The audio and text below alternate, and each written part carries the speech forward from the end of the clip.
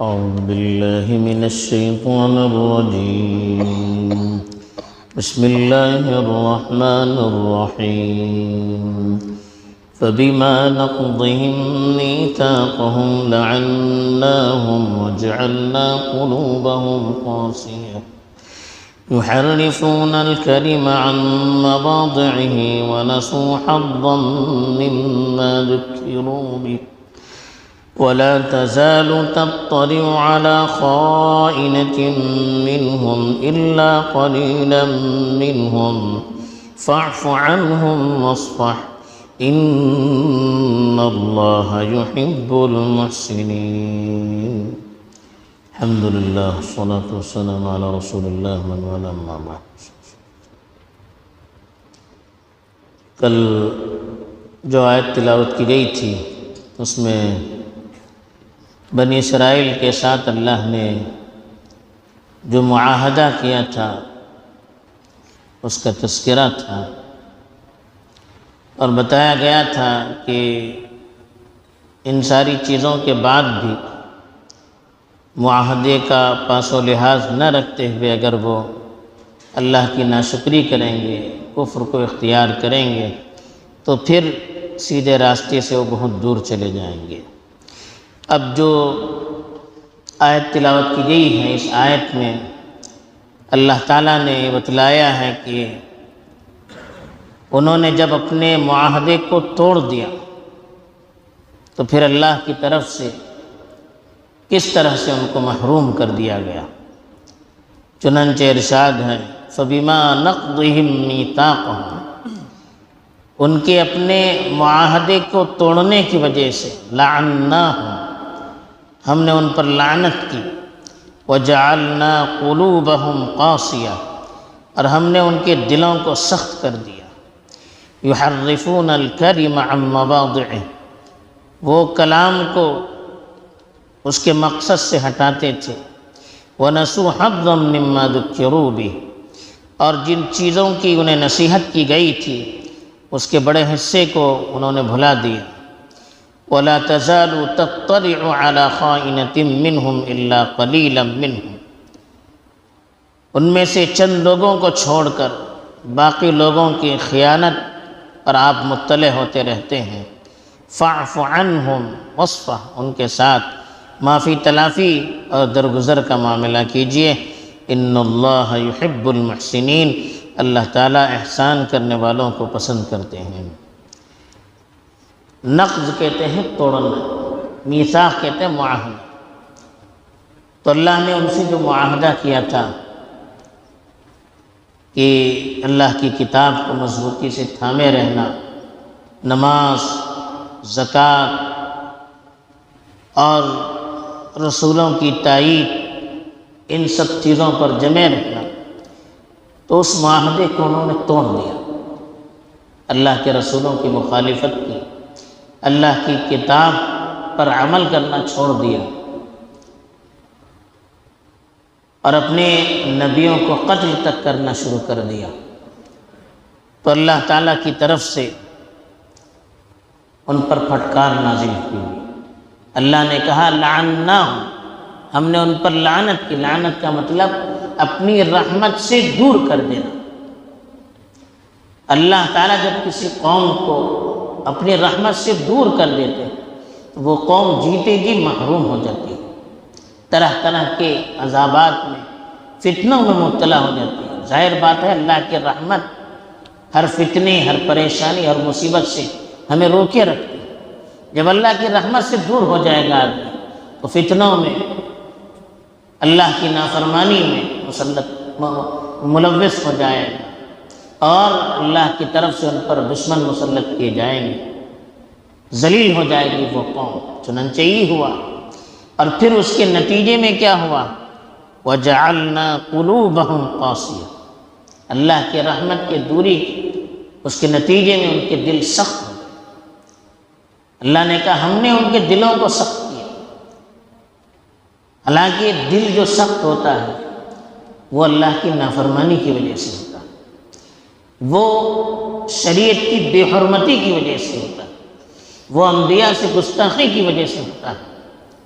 چونکہ اللہ نے جو قانون بنایا تھا اس کے مطابق ان کے دلوں کے اندر سختی اور ایک قسم کی بےہودگی ہونے لگی، تو اس لیے اللہ نے کہا ہم نے کیا، اس کے قانون کے مطابق ہوا۔ تو ان کے دل جب سخت ہو جاتے ہیں، تو دل سخت ہو جاتے ہیں تو پھر اس پر کوئی چیز اثر نہیں کرتی، کسی چیز سے انسان پھر متاثر نہیں ہوتا، اس کے اندر بیجا جرأت پیدا ہو جاتی ہے، گستاخی اور بے ادبی کا مادہ اس کے اندر پیدا ہو جاتا ہے۔ تو نتیجہ کیا ہوگا؟ ان کے دل سخت ہو گئے، دماغ معوف ہو گئے، اور دل سخت ہو گئے تو سوچنے کی صلاحیت بھی ختم ہو گئی اور قبول کرنے کی صلاحیت بھی ختم ہو گئی۔ تو اس لیے کیا کہا؟ یحرفون الکلم عن مواضعہ، دل کے سخت ہونے کی وجہ سے ان کے اندر جرأت پیدا ہو گئی، تو وہ اللہ کے کلام کو اس کے مقاصد سے ہٹانے لگے، قرآن اپنی کتاب کے اندر تبدیلی لانے لگے۔ تبدیلی دو طرح سے ہوئی، ایک تو الفاظ کے اندر انہوں نے اونچ نیچ کی، لیکن اس سے زیادہ معانی اور مطالب کو انہوں نے بدلنا شروع کیا، جو مسئلہ تھا اس کو الٹے طریقے پر پیش کرنا شروع کر دیا، جو ان کی کتابوں کی آیتیں تھی غلط سلط ان کا مطلب بیان کرنا شروع کر دیا اور غلط سلط مطلب نکالنا شروع کر دیا۔ تو گویا جس مقصد کے لیے اللہ نے اپنا کلام نازل کیا تھا اس مقصد سے اس کو ہٹانا شروع کر دیا۔ اور وَنَسُوا حَظًّا مِّمَّا ذُكِّرُوا بِهِ، دماغ بھی ان کے معوف ہو گئے اللہ کی نافرمانی کی وجہ سے، اللہ کی رحمت سے دور ہونے کی وجہ سے۔ تو اس لیے جو ان کو نصیحت کی گئی تھی کتاب کے ذریعے سے، اس کے بہت سے حصے کو بھول گئے، اس پر عمل کرنا چھوڑ دیا۔ تو اللہ تعالیٰ نے اللہ کے رسول صلی اللہ علیہ وسلم کو خطاب کر کے کہا، آپ اپنی نظروں سے ان کی خیانت کے آثار دیکھتے ہیں، یعنی اللہ کے رسول صلی اللہ علیہ وسلم کے زمانے میں جو اہل کتاب تھے، خاص طور پر یہودی، بار بار وہ اللہ کے رسول صلی اللہ علیہ وسلم سے وعدہ کر کے اس کی خلاف ورزی کرتے تھے، آپ کے ساتھ خیانت کا معاملہ کرتے تھے، کبھی آپ کے قتل کی سازش کرتے تھے، کبھی زہر دینے کی کوشش کرتے تھے، کبھی عین جنگ کے موقع پر دھوکہ دیتے تھے، کبھی آپ کے دشمنوں کا ساتھ دیتے تھے، کبھی آپ کی تعلیمات پر انگلیاں اٹھاتے تھے، کبھی اپنی کتاب میں اللہ کے رسول صلی اللہ علیہ وسلم کی جو صفات بیان کی گئی ہے اس کو غلط کر کے بیان کرتے تھے۔ تو اس طرح سے اللہ کے رسول صلی اللہ علیہ وسلم کو بار بار ان کی خیانت کا، ان کی دھوکہ دھڑی کا سامنا کرنا پڑ رہا تھا۔ تو اسی کو اللہ نے کہا وَلَا تَزَالُ تَطَّلِعُ، اطلاع کے معنی مطلع ہونا، دیکھنا، تو آپ برابر ان کی خیانت کو اپنی آنکھوں سے دیکھ رہے ہیں۔ إِلَّا قَلِيلًا مِّنْهُمْ، البتہ چند لوگ ان میں سے وہ ہیں جو اس طرح کا کام نہیں کرتے ہیں، یعنی وہ اسلام لے، بہت کم لوگ ہیں یہودیوں میں سے جنہوں نے اسلام قبول کیا، اکثریت نے قبول نہیں کیا۔ تو جنہوں نے قبول کیا اسلام کو وہ اس طرح کی چیزوں سے محفوظ رہے۔ پھر اللہ کے رسول صلی اللہ علیہ وسلم نے، پھر اللہ تعالیٰ نے اپنے رسول کو خطاب کرتے ہوئے کہا فَاعْفُ عَنْهُمْ، ان کو معاف کر دیجیے، وَاصْفَحْ، درگزر کا معاملہ کیجیے، چشم پوشی کیجیے، یعنی ان کی طرف سے جو خیانت ہو رہی ہے، جو دھوکہ دھڑی ہو رہی ہے، اللہ کے رسول کو تکلیف دینے کا جو سلسلہ ہے، اللہ کے رسول صلی اللہ علیہ وسلم سے کہا آپ معاف کیجیے، آپ اس کا پروپیگنڈا مت کیجیے، سب کو معلوم ہے وہ کون ہے، اور چشم پوشی کیجیے، دیکھ کر بھی اندھیکی کا معاملہ کیجیے۔ ممکن ہے آپ کی اس نرمی کی وجہ سے، چشم پوشی کی وجہ سے ان کے دلوں کے اندر کچھ احساس پیدا ہو جائے، کچھ شرمندگی ان کو ہونے لگے۔ پھر اللہ نے کہا ان اللہ یحب المحسنین، ایسے لوگ جو احسان کرتے ہیں دوسروں پر، ان کی تکلیفوں کو برداشت کر کے ان کو معاف کرتے ہیں، ان کی بدسلوکی کا بدلہ ان کے ساتھ اچھا سلوک کر کے دیتے ہیں، ایسے لوگوں کو اللہ تعالیٰ پسند کرتے ہیں، ایسے لوگوں سے اللہ تعالیٰ محبت کرتے ہیں۔ بہرحال ان آیات میں اللہ نے بتایا کہ جو لوگ اللہ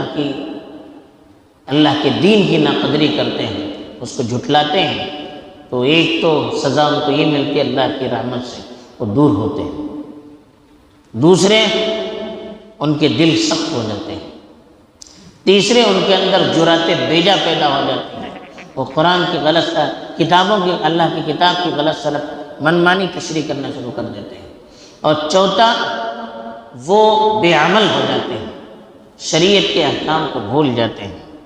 پھر پانچویں چیز جو اللہ نے بتائی کہ جو دشمن بھی ہیں ان کے ساتھ اگر ہم درگزر کرتے رہیں گے، چشم پوشی کرتے رہیں گے، تو اس سے انشاءاللہ امید ہے کہ ان کے دل میں بھی احساس پیدا ہوگا، اور سب سے بڑا اس کا فائدہ یہ ہوگا کہ اللہ تعالیٰ کی محبت ہمیں حاصل ہوگی۔